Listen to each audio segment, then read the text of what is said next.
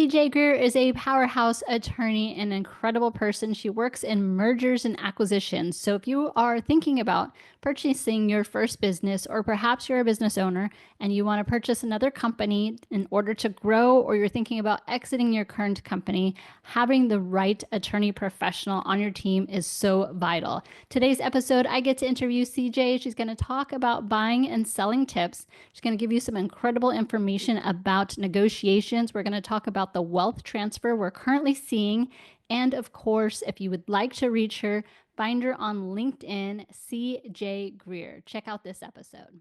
Hello, everybody. Welcome to Empower Her Money podcast. I am super excited. We are in the studio today at Startup Miami. Shout out to my friend Lisa. Thank you so much for allowing us to use your studio. Love doing podcast interviews in person. I recently had the opportunity to meet CJ. We were at a networking event in Fort Lauderdale and have invited her to be part of the podcast today because she's got some incredible tips and expertise that she's going to be sharing with you. And I can't wait to get started. Welcome to the show. Thank you, Angela. I'm excited to be here. You were so friendly when I first met you, and it was an easy connection for us, just being, excited about how we can help other women, and just your professional persona was really great. So Awesome. I'm excited. I feel like my podcasting skills is really handy in networking because I like to ask a lot of questions. And so it kind of keeps the focus off of me. But it really, I want to meet other people and I want to figure out ways how we can partner, work together. And obviously you have a lot to share too. So before we get started into what you do today, I would love for you to start off, talk about your journey a little bit and how you got into the business world. Okay. Well, originally I thought I was just going to be a lawyer. When I was a kid, I was told doctors and lawyers are make the most money, and I was like, that's me. I want to make the most money. So how do I get there? And I grew up in I grew up in basement apartments in Chicago. So I was always looking at how do people make money? How do they do this? So become a lawyer, and then I ended up veering off that path almost completely. And I went into business when I was in the Kelley School of Business. I loved it. The first business classes I took, I said, this is me. It actually makes sense, little puzzle pieces all the time. How do you pull this lever to make something else work better and create wealth, right? That ends up being business creates wealth. It's a money-making machine. Right. Was that hard? Sometimes, especially when we're kids and we think we're going to be in this profession, and then you have that mindset that this is where I'm going to be, and then you kind of shift. So was that difficult for you to make that change? I have always been very determined and type A. So yes. And that was the first major failure that I went through. I felt because I had moved to Indiana during high school. So from Chicago to Southern Indiana, culture shock. I just wanted to go back. And I applied to one school, and I went to Chicago. I was 17, and I just failed miserably. And I was looking at, because things just didn't turn out the way that I thought they would. Okay. Right. I thought if I follow all these steps and I follow my plan, then I will succeed, and life does happen. And so it was my first huge failure that I felt like. But you didn't stop though. So no, exactly. Yeah, right. Yeah. That's the key point there. Yeah. I ended up taking a different path. So I may have forgotten what question we're on, but yeah. Well, you had planned. Yes. You had failed. And I had failed, yeah. But you kept moving forward, and you just kind of, I assume, reevaluated and figured out what else you want to do from that point. Yes, absolutely. Yeah. And there's some benefit to not having a net at all of people to help you. There's that phrase where throw you in the deep end and see if you can swim. So I've kind of been in that place most of my life and just learn to be uncomfortable, or learn to be comfortable with being uncomfortable. Right. Because you didn't have that wealth or that home to go back to if you failed. So you had to figure something out. Right. Yeah. Yes. Yeah. So what was next for you then? I worked in restaurants. I became really good at filling a restaurant and keeping the business stable. So as I'm learning all the systems, right, and learning why they want me to do what I do, I was just a host. But then I found out later, here's the metrics on why we like you at the door, CJ. It is you keep the restaurant packed the kitchen doesn't burn down, and the business stays consistent. So I'm getting into restaurants right now, but most restaurants, like, you get a wave of customers, everybody gets seated, the kitchen gets backed up, people start getting unhappy, things start unraveling. But if you place people in their seats and manage their expectations, this is working so good for lessons on life everywhere. Yes. You put people in their seats, you manage their expectations, and you work with your team around you to make sure that everybody is stable, and then you can fill up and maximize your business in that hour. So that when I was told that that's why they liked me being a host, then I focus more on that and how I can help improve the system, right? Become more efficient. But I think that's a great way for you to see the overall restaurant, right? So you could have two sides. A host could be staring at the front door, just doing nothing. Or what you probably did was you were managing the entire area, like looking and paying attention to what's going on. So like you said, managing expectations for people, that you chose to be more of overseeing what was going on versus just staring at the front door. So I think that's a huge difference in the same role, but because you took a different approach to it, it helped the entire team be more successful. And that's just what made sense to me. Right. Right. So people often ask, like, about certain strategies or whatever. I'm like, I don't know. This is what worked for me. Right. and figuring out what works for you is probably, like, the greatest power that you can have. Yeah. So restaurants. And caring about the team and the function and how it worked. And then I got to go back to school, right? So I was doing those things, working in restaurants, went back to school, went to the Kelley School of Business, majored in marketing and economics. I thought I wanted to major in finance also. But it turns out there's a lot of homework involved that I didn't like to do. That's not my superpower. I had to walk in prepared to talk about whatever financial problem we were figuring out. What's the present value of this? And I'm like, I have no idea. Yeah, so they're speaking my language. Yeah. So then marketing seemed to be a better fit. Marketing and economics, where that's all the reasoning for the tools and why the business does well, or why people are motivated to do certain things. Okay. And so I expanded on that. And I actually ended up withdrawing right before my senior year to graduate from the Kelley School of Business. Okay. Wow. And I did that for my family and some other things that were going on. And then I took what I learned we have something called ICOR, where you have to write a business plan. So there's people from all different majors, like finance, marketing, why am I forgetting? Operations, human resources, like different majors that you can have. And so these people, they're putting a team together, and then you have a project. And that project at the time, I don't know if it's still like this because I haven't asked a Kelley Business School person yet recently, but they make you write a business plan. That's your assignment. So you're either adding a particular product or service onto a business, or like a new business or whatever. And then you have to figure out all the parts that go into that business plan. Hugely important, like, what a great skill. So, and I was able to take that and just start talking to people who wanted to do things like that. If they wanted loans from the bank, right? If they want a working capital loan, well, you need to submit your business plan because you have to show what you're going to use the capital for. Right. And I think that's still relevant today, the business plan aspect. I think a lot of entrepreneurs don't understand the importance of that, especially when you are looking to raise capital. Yeah, 100%. And then also with that business planning, people overlook this a lot, but like the last chapter of the business plan is your exit strategy. And you're thinking about, okay, now I'm trying to grow. I'm not worried about what my exit is, but you have to have something because you need a direction. I feel like this is getting a little advanced because I'm still on, what did you do before?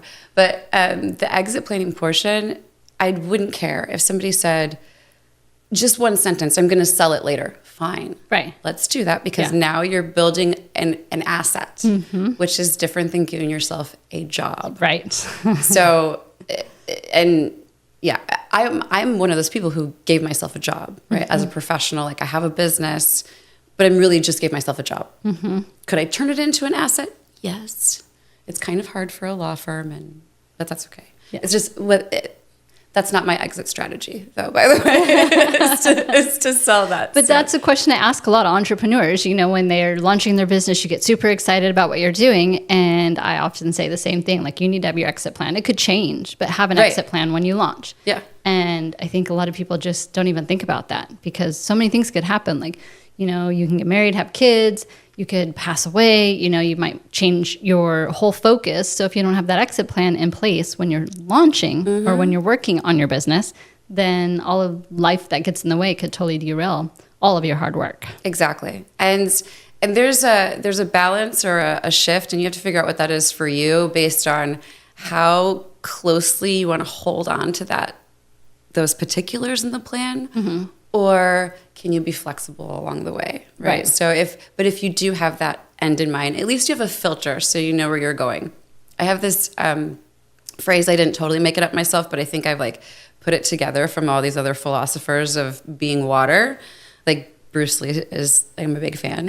And so he talks about different ways that, water can be strong, water can be flexible. But I always say, you should be water because you're like a river, you're getting to one direction. And sometimes that water may have to go around a rock. Maybe it needs to carry a tree branch, but it can also erode the rock and go through it. So it's just, you'll figure that out as you go along, but you do need to have some flexibility. Yeah, it's a good way to picture your business and your life too. I like it. Yeah. All right, so you recently moved to South Florida.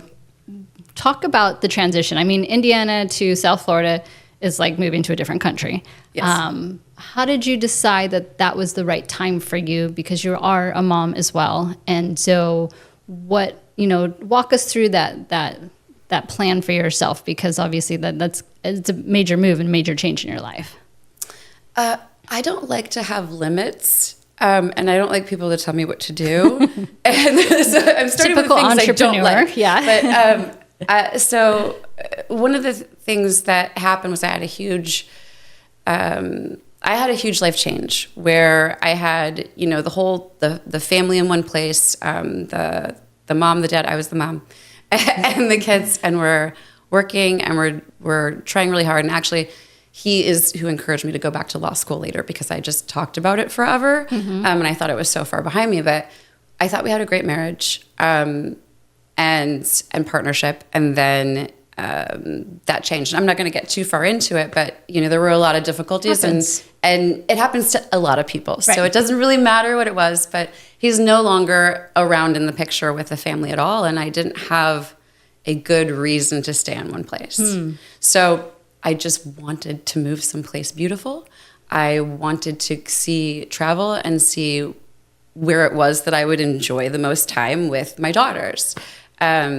And so we got on a plan. I went to different beach towns because I love the ocean. San Diego's hands down my favorite place as far as weather and all of that, which things have a different perspective once you actually move. We'll get to that part. Yeah, but, because I'm from San Diego and I loved it. Yeah. But I moved to Florida 20 years ago and I would not move back. Why? I think a lot of it went through the COVID and how things were handled. Is that when you moved? No, I moved in 2006. Okay. But I used to go back every year. And then obviously COVID happened and I didn't go back a lot. And even when I did, we're here in Florida, no masks anymore. And I started to really look at the political part of it and the statistical part. So how many people were being affected, or passing away, unfortunately, from COVID, and the way that California handled it versus Florida, the numbers percentage-wise weren't much different. But yet we were thriving. We had businesses. I watched my friends lose everything in their business because it was shut down. I went to visit and I was in the Starbucks line and we had to wear a mask to get my drink in Starbucks in the drive-thru. So it was just very different. And the fact that the state income tax, the luxury tax, the business tax, and how Florida operates on a lot less money, but doesn't have all those taxes. I would prefer to pay less in taxes and use that extra money to hire people to donate to my church, instead of having to give it to a government that I felt like wasn't utilizing the funds the best way that they could. So from a political standpoint, I just liked Florida better. So I'll be here. And your economics, yeah. Yeah. So and that is so. That's one of the beautiful things about America is that, or the United States is maybe a lot of other countries, but we get to go to different states. We get to decide what state we get to live in, and I know that there are some people out there that they would say that's a luxury that you have the ability to move, and yes, it is, and so I'm very thankful for that. But again, I grew up in basement apartments in Chicago, so I can't say that I wasn't challenged in the first place. Life is choices. So, yes. You made many choices along the way that helped you get to that luxury standpoint. Yeah. And so some people do want, more government, and they like California, and it's whatever. And politics is so bipolar, right? We know that. And everybody has their opinions, but it's what is right for you. And that's actually the theme of something we're going to talk about later. Good. Standard versus customized. And so, yeah, my standard is not the California standard. I didn't want to be an employer. I want to be an employer. I want to run businesses. I want to make things grow. And to do that, I didn't feel like being a business owner in California would be great for that because of all the extra things that come along with being an employer there, and that you were touching on earlier. Yeah. So, it didn't work for us. So right. So San Diego was out. And I loved the beaches in Fort Lauderdale. I just really do. I think it's as silly as that white cement wall that goes around, and it's got this little strip of neon color that changes. And I don't know if people know that it did or does do that. If you don't notice, because when I came in, I was 20 years old and visited Fort Lauderdale, that strip of neon light was zipping through, changing colors, and it was really cool. And now it's not as noticeable. So I don't know if that's a thing that other people care about, but I love that wall. Yeah. Well, and I think when you're here, you don't pay attention to the little things like that like you do when you're a visitor. So, that's a good lesson too, is to get outside and kind of enjoy the beauty that surrounds us right here. Yeah. Yeah. So the reality is that not every day is like a beach. Right. Beach day. True. Well, I do want to get into your expertise and what you're doing today, because I think that you've learned a lot and you have a lot that you can add value and teach the audience. So let's fast forward to you decided to move to South Florida. So you're here. Focus on what you help with your clients today, and then we can dive into some questions. Yes. So I like to focus on an area called mergers and acquisitions, more of the acquisition portion. So I like to represent buyers and sellers, and in that lower middle market to Main Street. So anywhere between $1 to $20 million, and let's say and sale revenue. of a company. Okay. Yeah. And the sale. It could be revenue. It kind of depends. Right. Because every industry on a lot is of different things. Yeah. Yes. Still learning that. Exactly. So there are industry standards and a lot of different things, but as far as what the number crunchers look at, they have some typical things, right? And then if it's an industry standard, they'll be like, okay, well, what have we been going for on that statistic in that industry when they're talking about valuing. So it's those numbers and equations and analysis that we really need to understand when it comes to that business transaction area that can be for every industry. Right. So there's ways of doing things, which is a standard.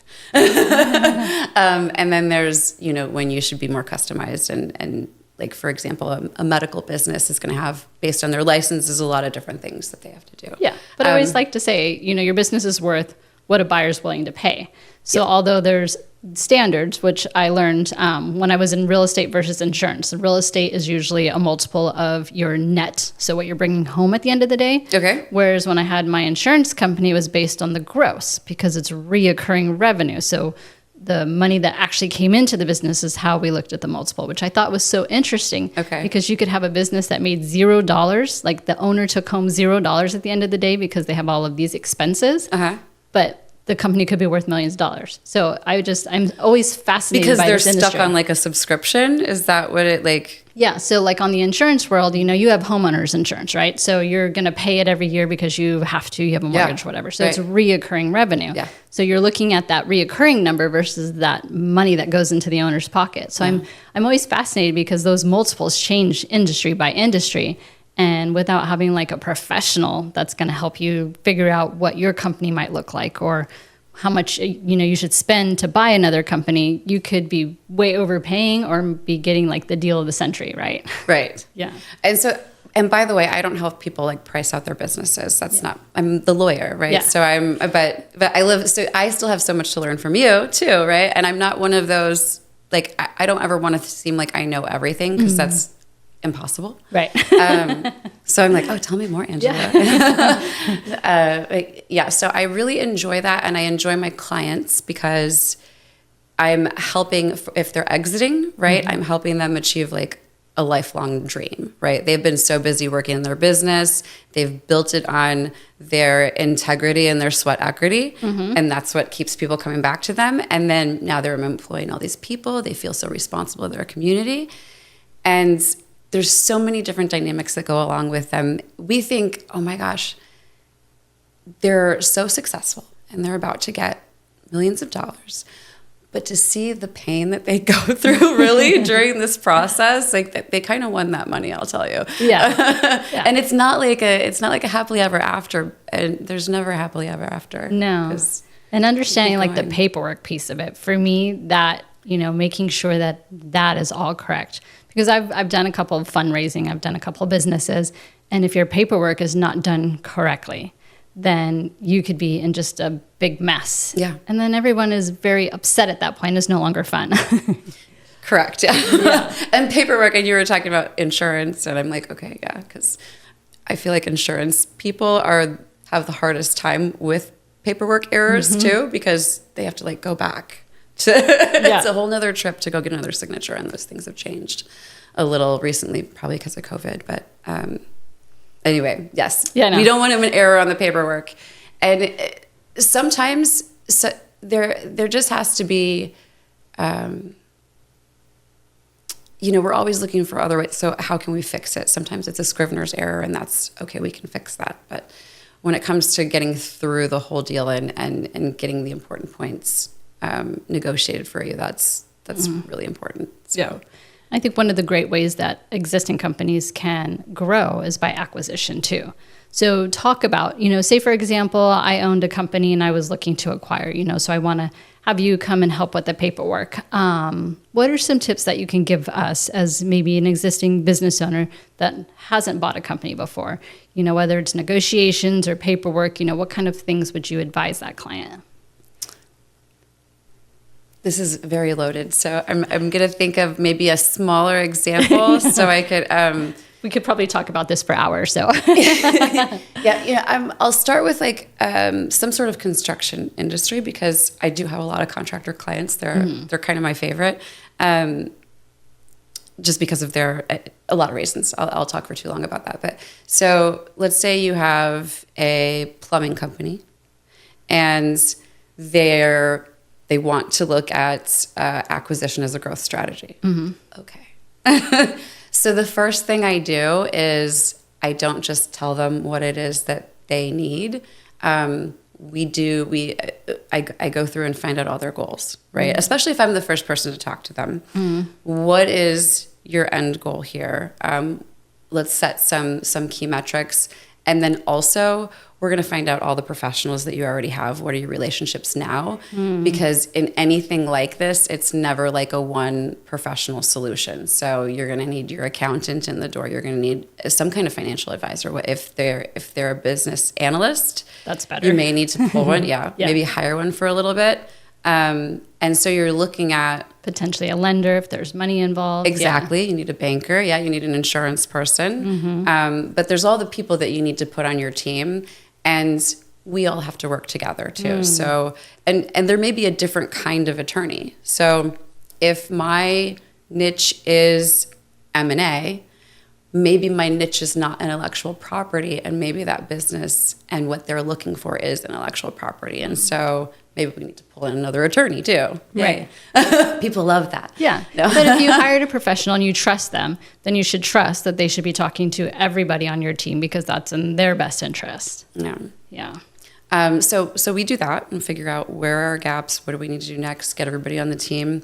And then, you know, I think at that point, probably who your business analyst, or if you decided to hire, maybe it's an investment banker. But those types of professionals are there to help you decide if that's fitting in with your strategy, right? So the due diligence, and then you have to go and find some companies that maybe want to sell.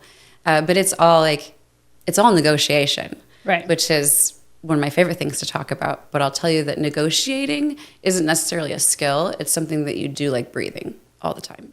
Really? I feel like it should be a skill. I'm interested to hear your perspective, especially from a woman's standpoint. I feel like the negotiating part of it isn't always the easiest for us to do. So I'm curious to see and I think that women are naturals at negotiating. And I also think that putting it as something like this big hurdle that you have to get good at is giving us a different like challenge that we don't necessarily need. Yeah, so it's like you're failing before you even started. Yeah, exactly. Okay, I could see that. Yeah.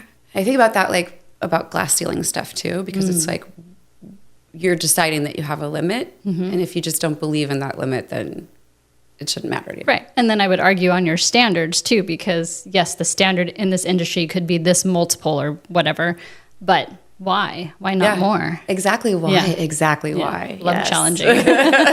Why is that? Never be afraid to ask questions. Yeah. And maybe especially in negotiating. I think that's, there's two things to me that really stop people from getting what they want. And that is, I mean, I could sum it up all in fear, right? And the second thing was thinking that there's a standard. So that's a mindset. But so fear is fear of a fear. But if I don't know something, I don't want to go in that room and have them take advantage of me. I think that's the biggest fear, right? So how do we overcome that? And I think don't be afraid to ask questions. Absolutely. So, I mean, first of all, and then secondly, if you really are expected to walk into a specific room, most negotiations never just happen in one session over a table, like you're sitting there staring at somebody and it's like I can't just walk in and say, buy my business, here you go. It's on, now we're doing all the negotiating right here. Right. It's like there's so many steps in a process of negotiating anything that you want. So if you are afraid to go and talk to this person because you think that you don't know enough, or then go get that information. It's something I did when I moved to Chicago when I was 17 and on my own. I needed to get my car fixed. And I'm a young lady, and I'm thinking all these guys are going to try to take advantage of me, and I'm not a fool. So, by the way, it was the 90s. What I'm about to say might sound a little old school. So I opened up the yellow pages. And I called mechanic after mechanic and asked question after question until I felt good and confident that I could go in somewhere and say what I wanted and ask more questions to make sure that we're all getting the same standard. Yeah, and I think that can apply to anything today. I mean, we might not be using the yellow pages, but asking a lot of questions to have a lot of information so that when you go into any type of transaction, fixing your car, buying and selling a business, then you feel like you're confident and prepared. And I think that helps just ease some of that fear too. Yeah. Yeah. All right. So we are in, I mean, everyone's calls it, I think, something different, but we're in a very interesting time right now. I think there's a lot of business owners that are looking to retire or not work as much. And perhaps their kids just don't want to take over the business that they have built, which I'm sure has, a lot of emotional impact to them. But I think it's an amazing buying opportunity. And I love talking to women about this because this is kind of our time to, if we educate and do this properly, that maybe we could have a wealth transfer that comes more towards the women as a majority than as the men. So constantly talking about this and teaching. Right. Would love to hear your perspective and maybe some tips on what we could be doing to help this be a successful transition. Okay. I'm like, where do I begin? So this huge wealth transfer, right? So just a little background. I know people do talk about it a lot, but we're all aging and living a lot longer. And so that creates even more opportunity within this generation of baby boomers. And I call them baby boomerpreneurs, which is my favorite client too. So their values are great. They've been working on building their business, and now they're not sure what to do. As you mentioned, that maybe their younger generation doesn't want to pick up the ball that they thought that they were going to hand to them at a certain age. Like, I've created this really lovely thing for you, and you don't want it. And there's more than one way to skin a cat. Okay, like, you don't have to transfer your business to your kids. You don't you can transfer your business to many employees. You can transfer your business to an outside party, so just maybe a strategic buyer, as we were talking about earlier. You could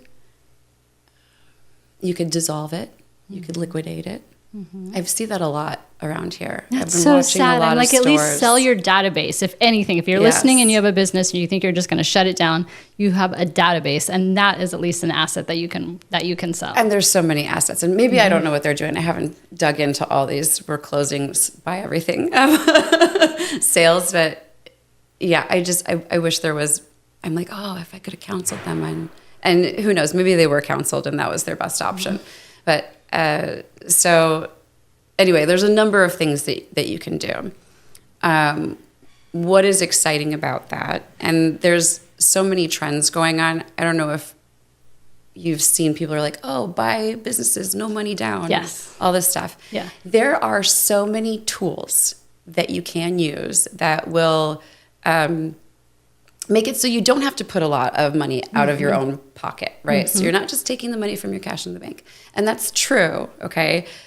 But we can't just assume that we have this plan that we're just going to shove on people and they're going to take it and love it, right? Unlimited supply of businesses for sale, but zero down. Zero down. Yeah, so you generally do have to give something. And oftentimes, like, if I have a seller who has somebody coming in with one of these mechanics that there's like, I'll pay you over 20 years, or let's see if that is a good option for you. But let's also talk about what somebody who's actually willing to pay a decent purchase price and get that from you would look like too.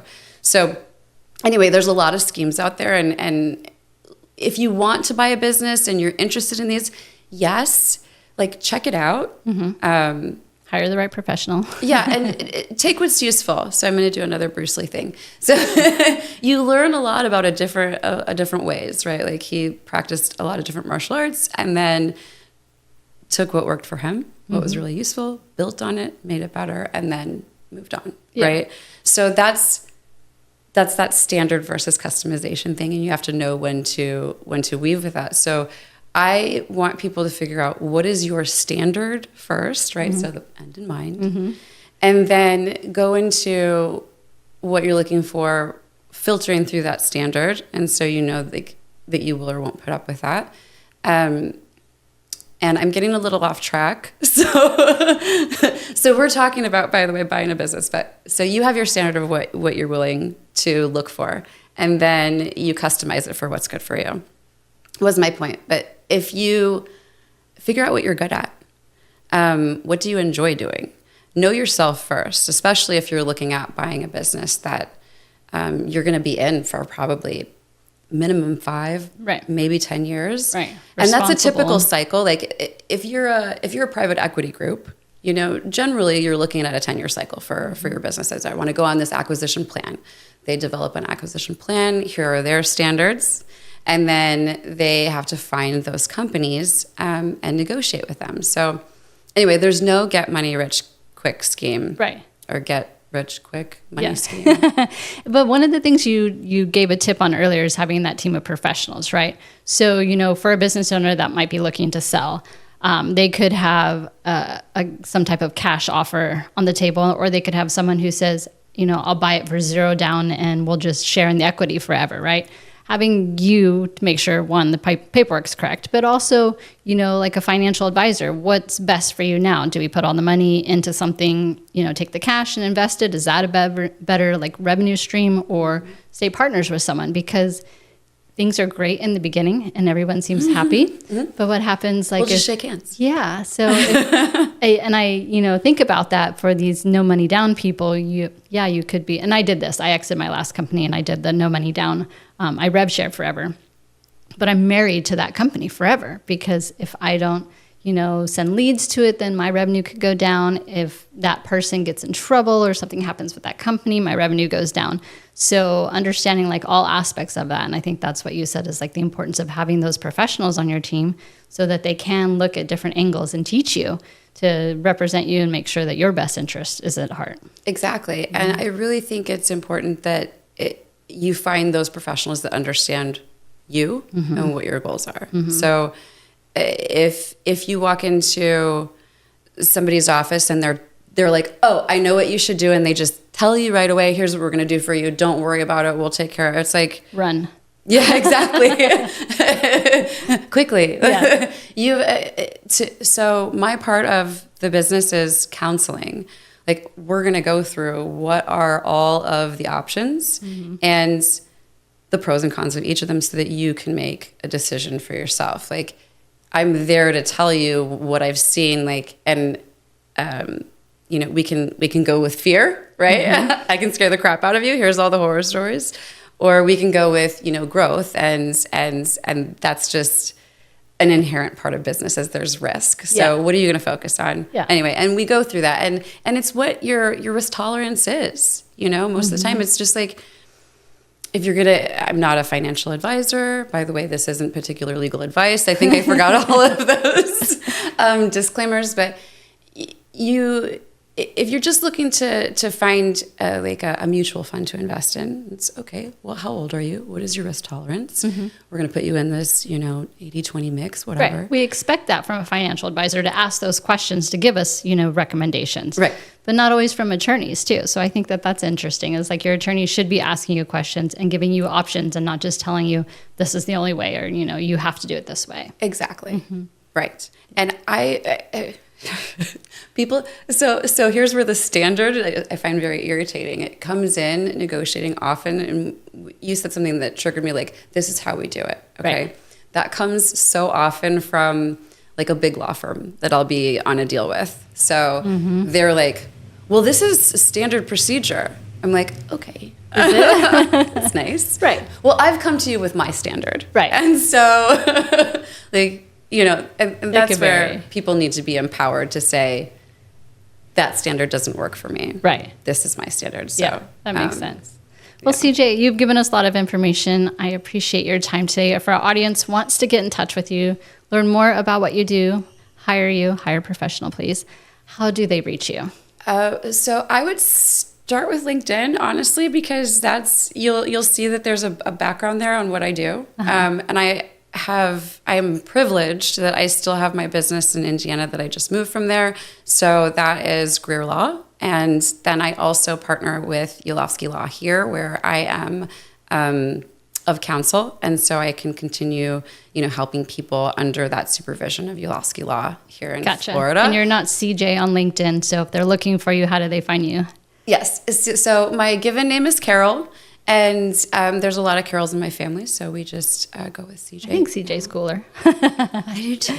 Yeah. Good. So it's you'll find both, but yeah, CJ Greer. And then I would love to talk to anybody. So this is something I really want to get through to people before they do even think about contacting me or another professional. Is the minute you call an attorney, they don't have a special meter running. It's not like you got in a cab and you're not going to get out without paying. Okay. Like, we have rules, and you can't go talk to an attorney and they bill you later. If they do that, that's actually against our ethics. Like, you have to be informed of what your representation is. Right.